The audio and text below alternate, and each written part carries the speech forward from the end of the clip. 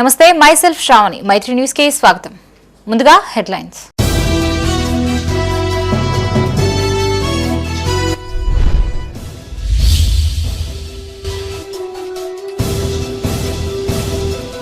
పెద్దపల్లి మండల పరిషత్ స్కూల్లో డిజిటల్ తరగతుల ఏర్పాట్లు. మంత్రి శ్రీధర్ బాబుతో కలిసి ప్రారంభించిన సినీ నటి మంచు లక్ష్మి.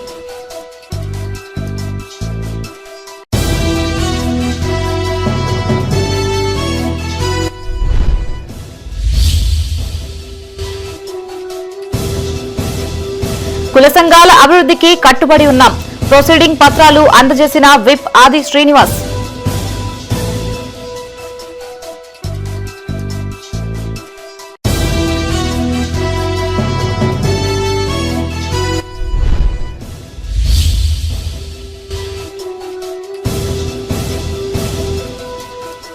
పంటలకి యూరియా సరఫరా చేయాలి. ప్రధాన రహదారిపై రైతుల రాస్తారోకో.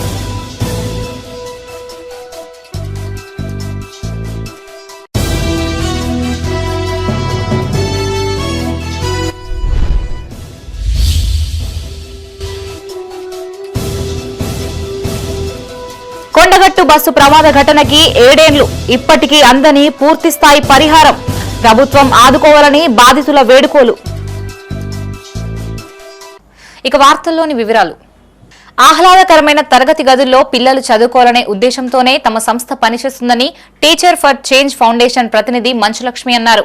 పెద్దపల్లి జిల్లా మంతని మండల పరిషత్ బాలికల పాఠశాలలో ఫౌండేషన్ ఆధ్వర్యంలో ఏర్పాటు చేసిన డిజిటల్ తరగతి గదుల్ని సినీ నటి మంచులక్ష్మి రాష్ట్ర ఐటీ పరిశ్రమల శాఖ మంత్రి శ్రీధర్ బాబుతో కలిసి ప్రారంభించారు.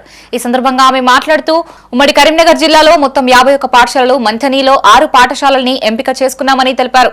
ముందుగా మంథని పట్టణంలోని మండల పరిషత్ పాఠశాలలో ఆహ్లాదకరంగా తీర్చిదిద్ది డిజిటల్ క్లాస్ రూమ్లు ఏర్పాటు చేశామన్నారు. డిజిటల్ తరగతులపై ఉపాధ్యాయులకు శిక్షణ అందిస్తామని, 3 ఏళ్ల పాటు తమ ఫౌండేషన్ పర్యవేక్షణలో తరగతులు కొనసాగుతాయని ఆమె స్పష్టం చేశారు.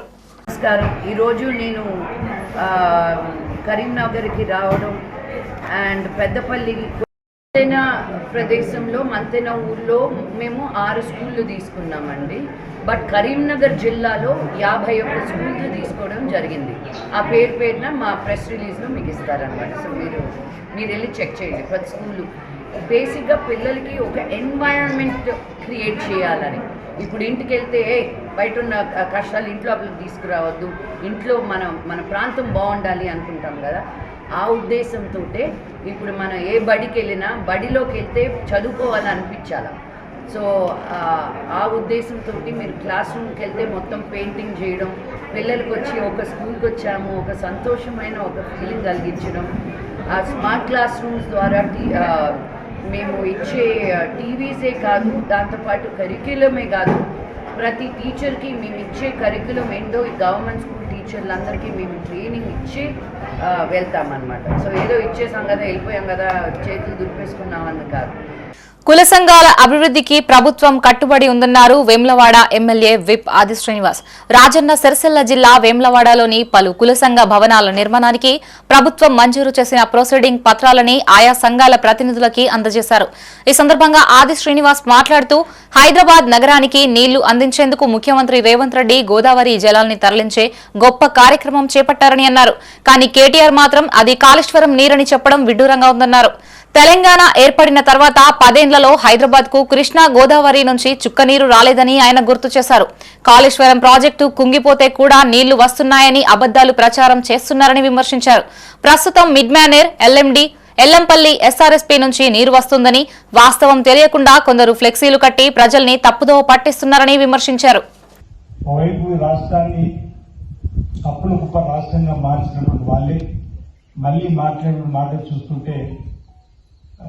ఆశాస్పదంగా కూడా కనిపించేటువంటి సందర్భం.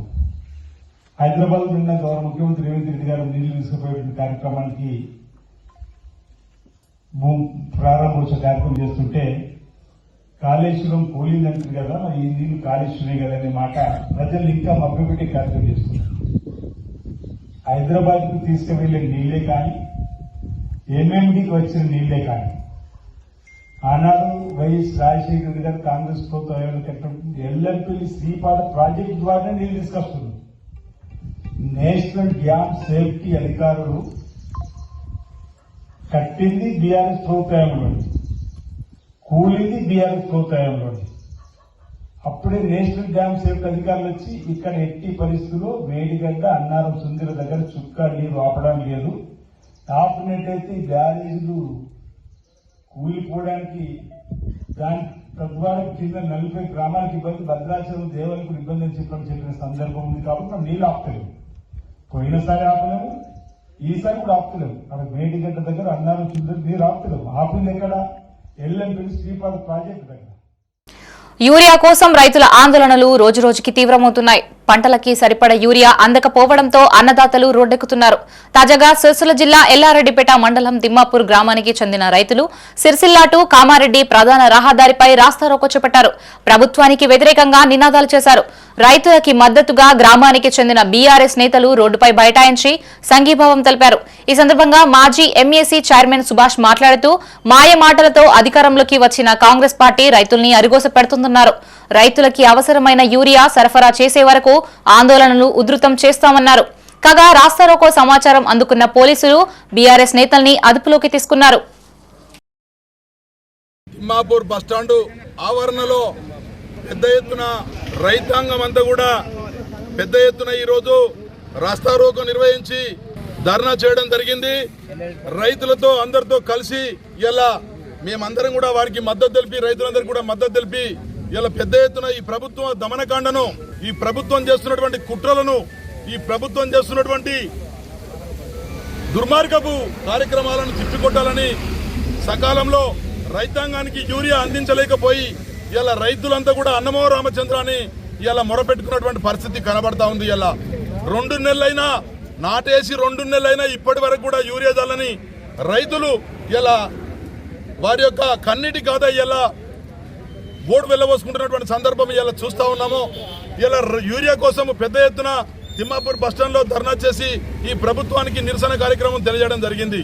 అదేవిధంగా రైతులతోటి పెట్టుకున్నటువంటి ఏ ప్రభుత్వం కూడా గతంలో బాగుపడ్డ దాఖలాలు లేవు. కొండగట్టు బస్సు ప్రమాద ఘటనకి నేటికి 7 ఏళ్లు.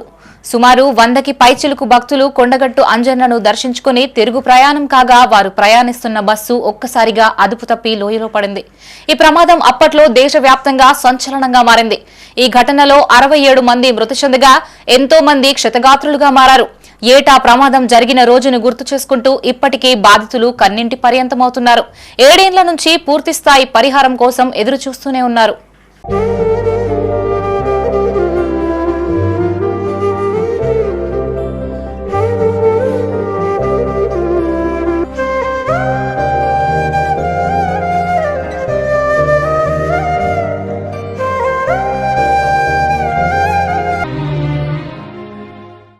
కొండగట్టు ప్రమాద ఘటన జరిగి సరిగ్గా 7 ఏళ్లు పూర్తయింది.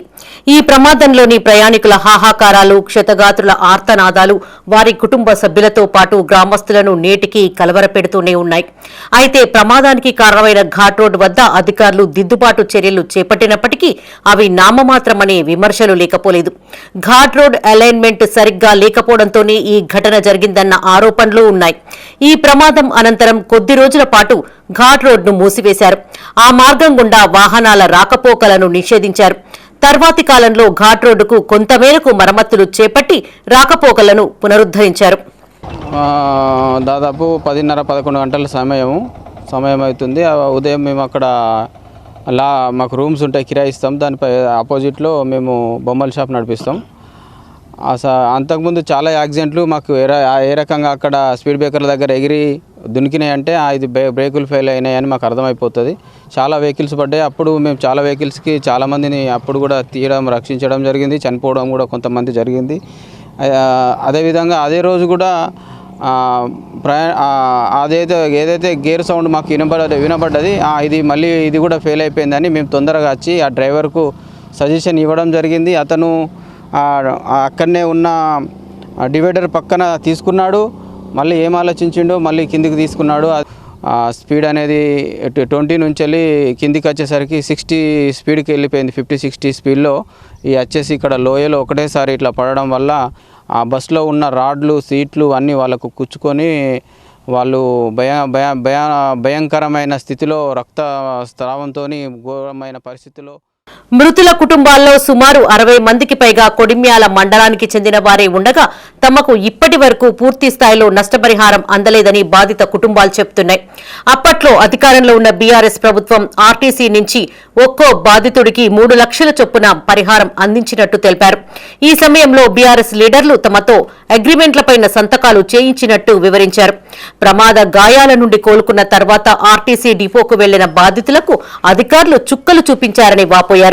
జరిగిన ప్రమాదంతో ఆర్టీసీకి ఎలాంటి సంబంధం లేదని తమతో సంతకాలు చేయించుకున్న అగ్రిమెంట్లు చూపించారని ఆవేదన వ్యక్తం చేశారు. ఈ విషయంలో కోర్టును ఆశ్రయించినా న్యాయం జరగకపోవడంతో దిక్కుతోచని స్థితిలో కాలం వెళ్లదీస్తున్నామని వాపోతున్నారు. నేను ఒక నెల మందం హైదరాబాద్లో నన్ను ఉంచారు. అక్కడనే గవర్నమెంట్ నాకు ట్రీట్మెంట్కి అన్నీ వాళ్ళే భరించారు. కానీ ఇప్పుడు నేను ఇంటికి వచ్చినాక మీరు ఏ ఖర్చులు అయినాయో మీరు ఇప్పుడు పెట్టుకొని తర్వాత కేసు వేసుకోమని అన్నారు. ఒక ఆయన వచ్చి తీసుకుపోయిండు. ఆయన ఇంతవరకు మాకు ఏమి విషయం చెప్పలేదు. మీకు వస్తాయి అని అనలేదు, రావు అని అనలేదు. మాకు నష్టపరిహారం మేము ఇంటికి వచ్చినాక ఇంతవరకు మాకు ఒక్క రూపాయి సుతా గవర్నమెంట్ నుంచి మాకు అందలేదు. ఆ ఏడులో వచ్చిన నష్టపరిహారం మాకు 3 లక్షల వరకే వచ్చింది. కానీ ఇంతవరకు మాకు ఒక్క రూపాయి సుతా మాకు మా చేతికి రాలేదు. అంటే నేను అదే రోజు ముంబైకి వెళ్ళి వచ్చిన తర్వాత నాన్న ఉన్న అమ్మ బస్ ఎక్కి అయితే వాస్తవానికి దొంగలమర నుంచి పోతుందని మాకు తెలుసు. ఈ కొండ ఘాట్ రోడ్ ఉన్న పోయి ఇక ప్రమాదం జరిగిన తర్వాత అక్కడ ఉన్న వ్యక్తులు ఫోన్ చేస్తే నేను పోయి చూసేసరికి అమ్మ నాన్న ఇద్దరు హాస్పిటల్కి అయిన తర్వాత చనిపోయారు. గవర్నమెంట్ నుంచి వెళ్ళి అనౌన్స్ చేసిన ఇప్పుడు గవర్నమెంట్ జాబులు ఇస్తా అన్నారు. ఆర్టీసీలో ఏదో ఒక పోస్టు పెట్టిస్తాం అది అని మాట్లాడారు. ఇక్కడ అప్పుడున్న టీఆర్ఎస్ లీడర్లు మాతోని అగ్రిమెంట్ సంతకాలు పెట్టించారు. సెటిల్మెంట్ అయిపోయిందని బాధితులకును ఆర్టీసీకి సంబంధం లేకుండా అగ్రిమెంట్ల వీళ్ళ చెక్ ఇచ్చి 3 లక్షలు చెక్ ఇచ్చి సెటిల్మెంట్ చేసారు. ఇక మేము తర్వాత ఒక 1 మంత్ ఇట్లా కోరుకున్న తర్వాత ఆర్టీసీ డిపోకు పోతే అవి అగ్రిమెంట్ ముంగడ పెట్టి మీకు సంబంధం లేదు, మీకు మాకు బాధితులకు ఎలాంటి సంబంధం లేదని మీరే మాకు సంతకాలు పెట్టారని ముంగట అవి మేము సంతకాలు పెట్టిన ముంగట చేసారు.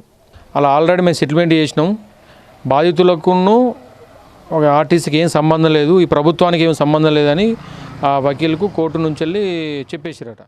కొండగట్టు ప్రమాద బాధితులను ఆదుకోవాల్సిన బాధ్యత ప్రభుత్వాలపైన ఉన్నప్పటికీ ఇప్పటి వరకు ఆ దిశగా ఎలాంటి చర్యలు తీసుకోకపోవడం గమనార్హం. ఇటీవల అధికారంలోకి వచ్చిన కాంగ్రెస్ ప్రభుత్వమైనా తమ కుటుంబాలను ఆదుకోవాలని బాధితులు కోరుతున్నారు.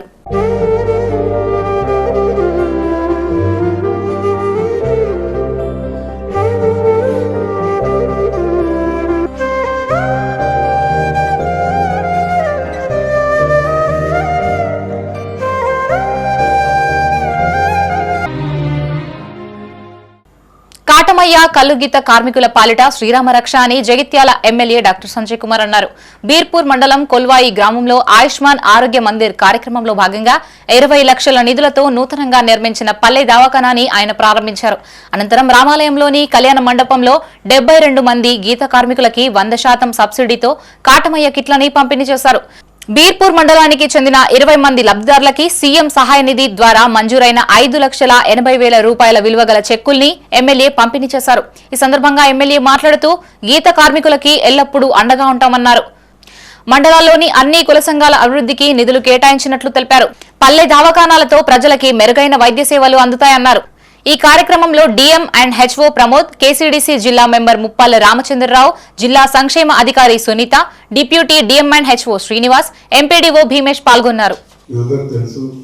ఈ కాటమయ్య కిట్స్ అనేది రక్షణ కవచం అనేది చాలా ఆలోచన చేసి గౌరవ ముఖ్యమంత్రి గారు, అదే విధంగా అప్పుడున్న BC welfare principal secretary Burra Venkateshwara Goud గారు, మా కుటుంబ సభ్యుల్లాంటి వారైన పొన్న ప్రభాకర్ గౌడ్ గారు, మంత్రి చూపల్లి కృష్ణారావు గారు, వీళ్ళందరూ కూడా ఆలోచన చేసి గౌడంలో ఒక్కసారి పడితే 10,000 ఇస్తామా లేదా 5 లక్షలు ఇస్తామా వేరే విషయం, కానీ డబ్బులతో కాదు, కుటుంబాలు రోడ్డు మీద పడుతున్నాయి అనే ఆలోచనతోటి చాలా దానిపైన పెద్ద ఎత్తున ఆలోచన చేసి ఏదో మీద 2 ఆలోచన చేసినాయి కాదు, దానిపైన ఒక రీసెర్చ్ లెక్క పరిశోధన చేసి ఇప్పుడు పెద్ద పెద్ద కొండలు ఎక్కడం మీరు అప్పుడు టీవీలో కట్టుకొని ఇటారు కొండలు ఎక్కుతుంటారు, హిమాలయాలు ఎక్కుతారు, వాళ్ళందరూ కూడా ఇట్లాంటివి పెట్టుకొని చేసి ఎక్కుతారు.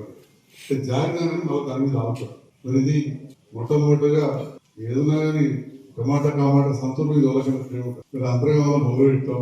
మా ఊళ్ళో కూడా దాదాపు 100 పాలు ఉంటాయి. మంచిగా తిప్పతి రోడ్ శ్రీస్తే కలర్ చాలాసేపు చెట్లు కూర్చొని చూసిన మొత్తం జారిపోయినా కరెక్ట్ దాన్ని గులాడు ఉంటాడు. ఇంత వాడే ముచ్చట లేదు. అది ఎంత గుంజుతో అంత టైట్ అవుతుంటుంది తప్ప వదలు కాదు. విజిలెన్స్ అండ్ ఎన్ఫోర్స్మెంట్ అధికారులు పవర్ లూమ్స్ పై దాడి చేశారని, నేతన్నలు కాళ్లు మొక్కినా వినకుండా వారు నేసిన చీరని చించారని మాజీ ఎమ్మెల్యే సుంకె రవిశంకర్ ఆగ్రహం వ్యక్తం చేశారు. కరీంనగర్ జిల్లా గంగాధర మండలం గర్షకుర్తి గ్రామంలోని మిట్టపల్లి వెంకటేశం అనే నేతన్నకే చెందిన పవర్ లూమ్స్ పై విజిలెన్స్ అధికారులు దాడులు చేయగా నేడు సదరు నేతన్నకే చెందిన సాంచెలను మాజీ ఎమ్మెల్యే సుంకె రవిశంకర్ పరిశీలించారు. బాధితులు తమ గోడును రవిశంకర్ ముందు వెళ్లబోసుకున్నారు. అనంతరం రవిశంకర్ మాట్లాడుతూ రేవంత్ రెడ్డి సర్కారు చేనేత కార్మికులకి త్రిప్ట్ పథకాన్ని నిరంతరం కొనసాగించకుండా వారికి బతుకమ్మ చీరలు ఇవ్వకుండా ఇబ్బందులకు గురిచేస్తుందని ఆరోపించారు. విజిలెన్స్ అధికారులు కార్మికులపై కేసులు పెట్టి వారికి సంబంధించిన పవర్ లూమ్స్ సీజ్ చేస్తుందని ఆరోపించారు. ఇప్పటికైనా కేంద్ర రాష్ట్ర ప్రభుత్వాలు స్పందించి నేత కార్మికులపై పెట్టిన కేసుల్ని ఎత్తివేయాలని డిమాండ్ చేశారు.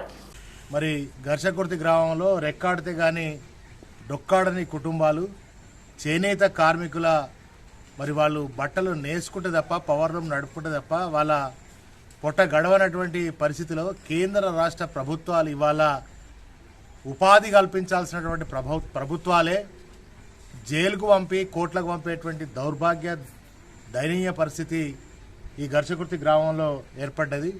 మిట్టపల్లి వెంకటేష్ నిన్న మరి ఆ యొక్క వాళ్ళ ఉపాధే పవర్ లూమ్స్ నడుపుకోవడం, మగ్గాలు నేయడం.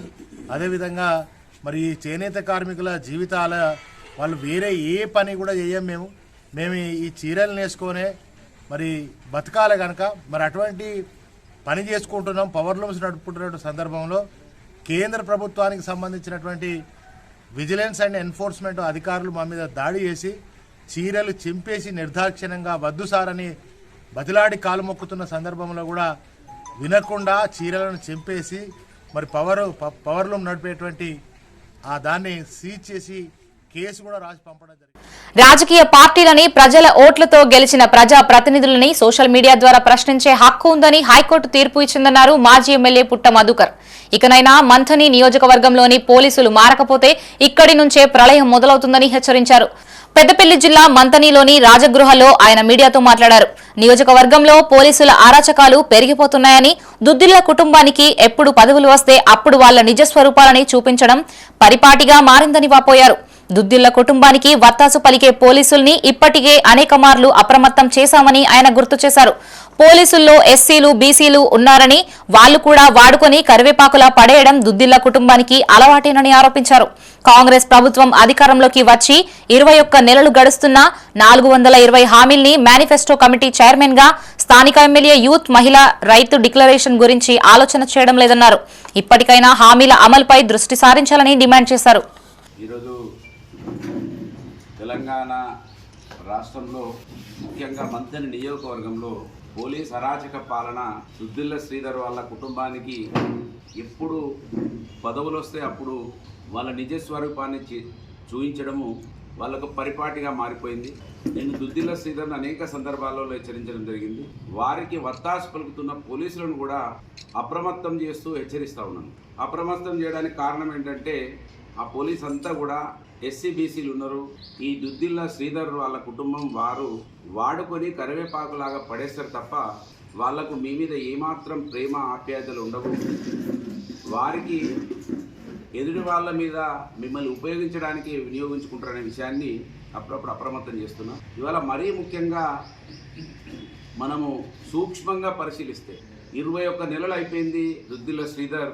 ఆయన మేనిఫెస్టో 420 హామీలకు చైర్మన్గా ఉన్న వ్యక్తి యూత్ డిక్లరేషన్ కావచ్చు, మహిళా డిక్లరేషన్ కావచ్చు, రైతు డిక్లరేషన్ కావచ్చు, కనీసం అన్నమో రామచంద్ర అని ప్రభుత్వం వైపు చూసే వృద్ధులు, వికలాంగుల గురించి 4,000, 6,000 ఇస్తాన్న పెన్షన్ కావచ్చు, వీటి గురించి ఆలోచించినటువంటి ఈ దుద్దిళ్ల శ్రీధర్ కార్మికుల సొంతింటి కళ అమలు కోసం సింగరేణి వ్యాప్తంగా సీక్రెట్ బ్యాలెట్ ద్వారా కార్మికుల అభిప్రాయ సేకరణ చేపట్టారు. పెద్దపల్లి జిల్లా గోదావరికని 2వ బొగ్గుగనిలో జరిగిన ఓటింగ్ ప్రక్రియని సిఐటియు రాష్ట్ర అధ్యక్షుడు రాజారెడ్డి, ఉపాధ్యక్షుడు భూపాల్ పరిశీలించారు. ఈ సందర్భంగా అభిప్రాయ సేకరణ ద్వారా రాష్ట్ర ప్రభుత్వానికి సింగరేణి యాజమాన్యానికి కార్మికుల సొంతింటి కోరికని తెలియజేస్తామన్నారు. సింగరేణి వ్యాప్తంగా 1360 ఎకరాల ఖాళీ స్థలం ఉండగా వేలాది క్వార్టర్లు ఖాళీగా ఉన్నాయని తెలిపారు. సింగరేణి యాజమాన్యం ప్రభుత్వం స్పందించి కార్మికుల సొంతింటి కలని నెరవేర్చాలని కోరారు. ఈరోజు సింగరేణి వ్యాప్తంగా సింగరేణి కార్మికులకు సొంతింటి కల కోసము సిఐటి ఆధ్వర్యంలో ఈరోజు బ్యాలెట్ ప్రోగ్రాం జరుగుతూ ఉంది. కార్మికులందరూ కూడా చాలా ఉత్సాహంగా పాల్గొని ఓట్లు వేస్తూ ఉన్నారు. ఈ పరిస్థితుల్లో సింగరేణి యాజమాన్యం కావచ్చు, గుర్తింపు సంఘాలు కావచ్చు, ప్రాతినిధ్య సంఘాలు అనేక ఆటంకాలు సృష్టిస్తూ ఉన్నాయి. ఈరోజు ఈ కార్యక్రమానికి రాకుండా అనేక రకాల ఇబ్బందులు పెట్టారు. లోపల బాక్సులు పెట్టకుండా ఆటంకాలు కల్పించారు. అలాగే భయభ్రాంతులకు గురి చేసినటువంటి పరిస్థితుల్లో కూడా ఈరోజు అన్ని మైన్స్ మీద పెద్ద ఎత్తున ఈ కార్యక్రమంలో కార్మిక సోదరులందరూ పాల్గొంటూ ఉన్నారు. వారికి అందరికీ సిఐటి తరఫున ప్రత్యేకంగా ధన్యవాదాలు తెలియజేస్తూ ఉన్నాను.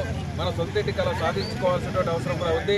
ఈరోజు సింగరేణి యాజమాన్యం యొక్క నిర్లక్ష్య వైఖరి, గుర్తింపు సంఘాల యొక్క నిర్లక్ష్య వైఖరి వల్ల అనేక రకాల సమస్యలు పెండింగ్లో ఉన్నాయి. కాబట్టి ఏదేమైనా ఈ కార్మికుల నుంచి ఇచ్చినటువంటి అభిప్రాయాల్ని మళ్ళీ సింగరేణి యాజమాన్య దృష్టికి, ప్రభుత్వం దృష్టికి తీసుకొని వచ్చి సొంతింటి కళ సాధించే వరకు సిఐటి పోరాటం చేస్తుందని చెప్పి సందర్భంగా తెలియజేస్తూ ఉన్నాం. సింగరేణి కార్మికులు సొంతిల్లు ఇవ్వాలని గత 3 సంవత్సరాల కాంచెల్లి యాజమాన్య దృష్టికి, ప్రభుత్వం దృష్టికి, అన్ని కార్మిక సంఘాల దృష్టికి ఇవ్వాలని ఇలా విజ్ఞప్తి చేస్తున్నాం. దాంట్లో భాగంగానే కార్మికులందరూ సుముఖంగా ఉన్న కార్మిక సంఘాలు, యాజమాన్యాలు అందరూ కూడా ఇస్తే కంపెనీకి లాభం, ప్రభుత్వం లాభం, కార్మికుల లాభం అని ఆలోచిస్తున్నా దీనికి ముందడుగు పట్టలేదు. మరి కార్మికుల అభిప్రాయం కూడా తెలుసుకోవడం కోసం ఇలా అన్ని మహిళల మీద సింగరేణి వ్యాప్తంగా అన్ని డిపార్ట్మెంట్లలో ఒక రెఫరెండం లాగా మీకు ఇల్లు కావాలా లేదా సింగరేణి ఇచ్చే కొత్తగా కట్టించే క్వార్టర్ కావాలంటే వీళ్ళందరూ కూడా ఆ ఓట్లలో పాల్గొంటున్నారు. ఆ పాల్గొన్న కార్మికులు చేసిన ఓట్లన్నింటినీ కూడా ఇవాళ సాయంత్రం మీడియా ముందు ఓపెన్ చేసి కార్మికులు ఏ నిర్ణయం తీసుకుంటే ఆ నిర్ణయానికి సిఐటి కట్టుబడి ఉంటుంది. మిగతా అన్ని కార్మిక సంఘాలు కూడా దానికి కట్టుబడి ఉండి రేపు జరగబోయే ట్రక్షన్ మీటింగ్లో సొంతింటి కార్యక్రమాన్ని యాజమాన్యం ముందుకు తీసుకొచ్చి గిరిజన సంఘాలు కానీ ప్రభుత్వంతో ఉన్న ఐఎన్టీసీ కానీ ఇలా రేవంత్ రెడ్డి గారితో మాట్లాడి సింగరేణి కార్మికులకు సొంతిల్లు ఇవ్వడం కోసం ముందుకు రావాలి. రాజన్న సిరిసిల్ల జిల్లా వేములవాడ పట్టణ బీజేపీ ఆధ్వర్యంలో ముఖ్య కార్యకర్తల సమావేశం నిర్వహించారు. ఈ సందర్భంగా బీజేపీ మాజీ జిల్లా అధ్యక్షులు ప్రతాప రామకృష్ణ మాట్లాడుతూ ప్రధాని నరేంద్ర మోదీ 75వ జన్మదిన వేడుకల్ని రాష్ట్రంలో ఎక్కడా లేని విధంగా వేములవాడలో ఘనంగా జరుపుకోవాలని పిలుపునిచ్చారు. అనంతరం బీజేపీ పట్టణ అధ్యక్షులు రాపెల్లి శ్రీధర్ మాట్లాడుతూ మోదీ జన్మదిన వేడుకల సందర్భంగా 15 రోజుల పాటు సేవా కార్యక్రమాలు నిర్వహించాలని సూచించారు. ఈ కార్యక్రమంలో ఎర్రం మహేష్, పట్టణ కమిటీ అధ్యక్షులు, బూత్ కమిటీ అధ్యక్షులు, సీనియర్ నాయకులు, జిల్లా నాయకులు పాల్గొన్నారు. శాఖ ఆధ్వర్యంలో రాష్ట్ర పార్టీ మరియు జిల్లా పార్టీ ఆదేశాల మేరకు ఈరోజు ముఖ్య కార్యకర్తల సమావేశం ఏర్పాటు చేసుకొని మరి మన దేశ ప్రధాని నవయువ శివాజీ గారి పుట్టినరోజు సందర్భంగా మరి కార్యక్రమాల నిర్వహణ గురించి ఈరోజు సమావేశం ఏర్పాటు చేసుకొని సేవాపక్షం 2025 ద్వారా కార్యక్రమాలు ఎలా నిర్వహించుకోవాలనుకోవడం తీర్మానం చేసుకోవడం జరిగింది. అందులో భాగంగా 17వ తారీఖు మోడీ గారి పుట్టినరోజు సందర్భంగా రక్తదాన శిబిరాలు, అలాగే 2 కిలోమీటర్ల రన్ వాక్ మరియు ఇతరత్ర కార్యక్రమాలు, చిత్రలేఖనం పోటీలు, 2వ తారీఖు గాంధీ జయంతి గారి ఉత్సవాలను ఘనంగా చేసుకోవడం గురించి కూడా అందరం చర్చించుకొని తీర్మానించుకోవడం జరిగింది. మరి ఈ కార్యక్రమానికి ముఖ్య అతిథిగా విచ్చేసిన ఎర్ర మహేష్ గారు మాట్లాడుతున్నారు. ఎంతసేపు ఎక్కడ చూసినా కూడా మాటలు కోటలు దాటుతున్నాయే తప్పితే అభివృద్ధి మాత్రం గడపలు దాటడం లేదు. రోజు ప్రకటనలకే పరిమితమైనటువంటి ప్రభుత్వం కావచ్చు, ఈ స్థానిక శాసనసభ్యుల వైఫల్యాల విషయంలో ఎక్కడికక్కడ ప్రజలను చైతన్యవంతులను చేయాలి. రేపు రాబోయేటువంటి రోజులలో మరి ప్రభుత్వ వైఫల్యాలను ప్రజలకు మేమున్నామన్నటువంటి భరోసానిస్తూ ఆ యొక్క ప్రతి అంశం పట్ల అంకితభావంతో పోరాటం చేయాలని చెప్పేసి మరి మా నాయకులకు, కార్యకర్తలందరూ కూడా నిర్దేశించడం జరిగిందన్నటువంటి విషయాన్ని కూడా ఈ సందర్భంగా తెలియదు. దయచేసి ప్రజలారా ఒకసారి ఆలోచించండి. మరి ప్రజా వ్యతిరేక ప్రభుత్వాలను, ప్రజలకు ఇచ్చినటువంటి అభివృద్ధి సంక్షేమ విషయంలో మాట తప్పినటువంటి ప్రభుత్వాలకు తగిన గుణపాఠం చెప్పండి. ఈ దేశం కొరకు, ధర్మం కొరకు 140 కోట్ల ప్రజా సంక్షేమ అభివృద్ధి కొరకు గౌరవ ప్రధానమంత్రి మోడీ గారి నాయకత్వంలో ఏ విధంగా ఈ దేశాన్ని అన్ని రంగాల్లో సుభిక్షంగా తీసుకెళ్తా ఉన్నాము ఒకసారి ఆలోచించి మరి భారతీయ జనతా పార్టీ వైపు ఓట్లేసి మా అందరికి కూడా అవకాశం కల్పించి మీ అందరికి సేవ చేసేటువంటి భాగ్యాన్ని కల్పించవలసిందిగా మరి ముఖ్యంగా వేములవాడ నియోజకవర్గ ప్రజలకి, అలాగే వేములవాడ పట్టణ ప్రజలకు కూడా విజ్ఞప్తి చేస్తా ఉన్నాం.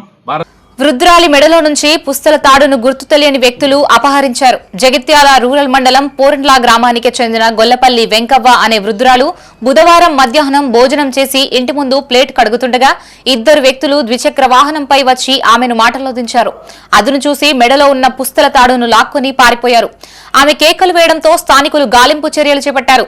రూరల్ ఎస్ఐ సదాకర్ ఘటనా స్థలానికి చేరుకొని ఆ ప్రాంతంలోని సీసీ ఫుటేజీల్ని పరిశీలించారు. ద్విచక్ర వాహనంపై ఇద్దరు వ్యక్తులు వచ్చినట్లు సీసీ ఫుటేజీలో రికార్డు అయింది. ఆ దిశగా పోలీసులు దర్యాప్తు చేస్తున్నారు. కాగా తాడు 2 తులాల పావు ఉందని బాధితురాలు వెంకవ్వ తెలిపింది. బండికి వచ్చింది గాడి కొడుకులు ఇద్దరు, ఒకడు ఎర్ర ఉన్నాడు తెల్ల బట్టలు, ఒకడు కర్రెగా ఉన్నాడు కర్రె బట్టలు. వచ్చిండు, వచ్చి ఆ బండి ఆడ ఆపి నా దగ్గరికి వచ్చిండు. అంటే నేనుండి అయ్యో ఏ ఊరు అన్నా, ఏ ఊరు అంటే సప్పుడు చేయలేదు. నా దగ్గరికి వచ్చి నిలబడ్డాడు. నిలబడలే దూరం నిలబడు, నా దగ్గరికి వచ్చినావు దూరం ఉండు అన్న అన్నవాళ్ళే. ఆడు ఏమన్నాడంటే నీ కొడుకు రావయ్యేడి, నీ కొడుకు చంద్రయ్యేడి, నీ కొడుకు రావయ్యేడి, నీ కొడుకు చంద్రయ్యేడి. అయ్యో చంద్రయ్య అన్నోళ్ళు ఓలో నాకు తెలియదు, చంద్రయ్య అన్నోళ్ళు ఓలో నాకు తెలియదు అన్నాడు. అని అటు దర్వాద కాడ బువ్వ తిన్న దర్వాద కాడ నిలబడ్డా, ఈత పెద్ద దర్వాద కాడ నిలబడ్డవాళ్ళే. నా వెనకకేయిండు, నా వెనకకెళ్ళి దర్వాద పట్టుకొని అటు ఇటు చూచిండు ఇంటికి. అయ్యో ఓవలేరు అన్నాడు. ఆ వెనక నుంచే పేరు కత్తిరించుకొని బండి ఎక్కి ఉరికిండు. గోవుని పూజించడం సంరక్షించడం మనందరి బాధ్యత అని ఓహే వైష్ణవ ఠాకూర్ ఫౌండేషన్ సభ్యులు అన్నారు.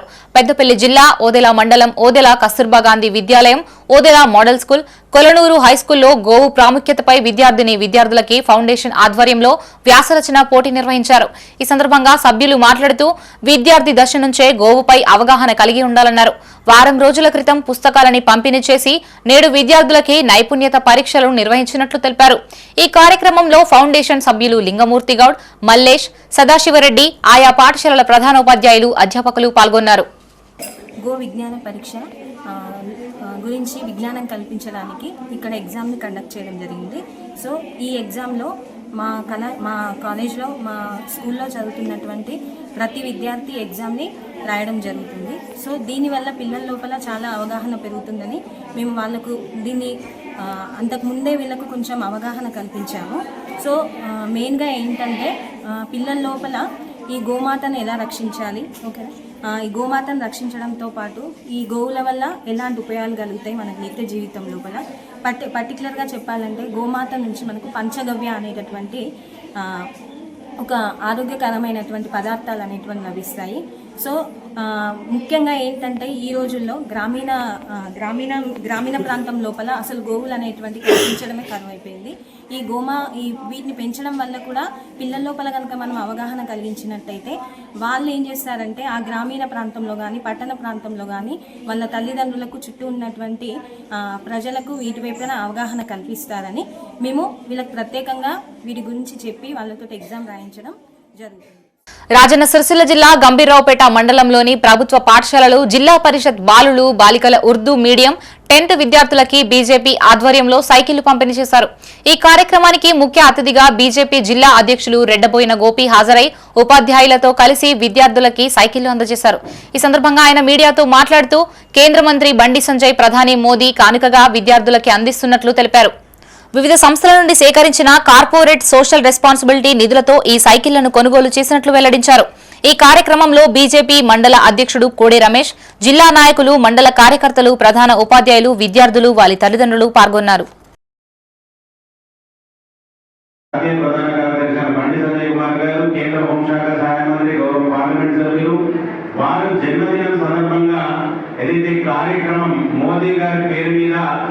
పదవ తరగతి ప్రభుత్వ పాఠశాల జరిగే విద్యార్థులందరూ వారి పార్లమెంట్ పరిధిలో 20,000 మంది విద్యార్థులకు వారి సైకిల్ పంపిణీ కార్యక్రమం చేపట్టింది. మరి ఇవాళ రోజుల్లో రాజకీయ నాయకులు బాగా విలాసవంతమైన జీవితాలు గడపాల్సిన పరిస్థితులు ఉన్నాయి. మరి చాలా మంది విలాసవంతంగా వాళ్ళ జీవితాలను గడుపుకుంటున్నారు. కానీ సామాన్య కుటుంబం నుండి వచ్చిన బండి సంజయ్ కుమార్ గారు నేను సామాన్య కుటుంబం నుండి ఈ స్థాయికి వచ్చాను కనుక నాతోటి ఎవరైతే సామాన్య కుటుంబ సభ్యులు ఉన్నారో ప్రభుత్వ పాఠశాలలో 10వ తరగతి జరిగే పిల్లలు ఉన్నారో మా నాయకుడు బండి సంజయ్ కుమార్ గారికి ప్రత్యేక ధన్యవాదాలు. ఈ సైకిల్ పంపిణీ అనేది ఆయన బర్త్డే కానుకగా ప్రతి పేద విద్యార్థి ప్రభుత్వ పాఠశాలలో చదువుకుంటున్నందున వారికి సైకిల్ పంపిణీ కార్యక్రమం చేపట్టాలని ఒక మంచి సదుద్దేశంతో ఇవ్వడం జరుగుతుంది. ఈ సమావేశానికి చేసినటువంటి విద్యార్థులకు, తల్లిదండ్రులకు మరియు ముఖ్యంగా పాత్రికేయ అన్నలందరికీ నా యొక్క